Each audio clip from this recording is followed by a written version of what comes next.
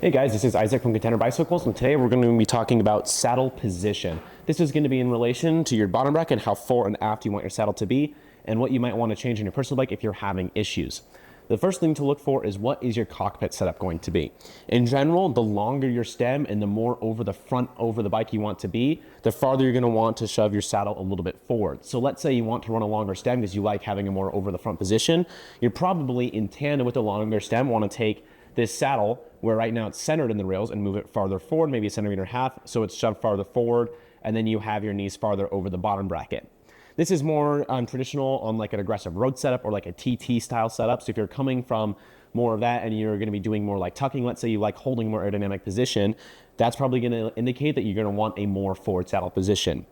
Now, when you move your saddle position farther forward, if that is something you want, in tandem with that, you also might want to take your cleats on your shoes and shove them as far back as they go to compensate for that as well.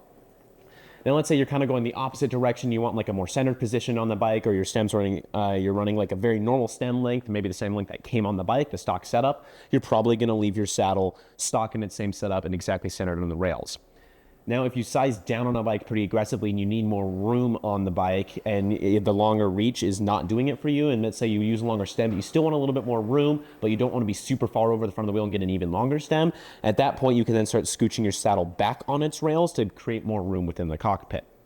Now that you have your fore and aft dialed, the one thing you're going to want to look at is also saddle angle. You can see on this saddle here, as you're looking at it, it is almost perfectly level, maybe titched a slightly bit down. This is going to be more personal preference, but in general, the more over the front of the bike you are and the lower the front of your bike, so the higher your saddle is above your cockpit, probably the more you might want to tilt it from level to maybe a little bit down. If you have a very aggressive drop, you might want to tilt it even 2, maybe 3 degrees down, so you have a little bit more room to roll your hips forward and sit over the front end of the bike. For bikes with a more normal setup like this, where your saddle and your cockpit are almost level, then having a saddle that is perfectly level is probably the way to go. On the same side of this, eventually on some people might even like to tip their saddle a little bit upwards, though for most people that's not the most comfortable setup in the world.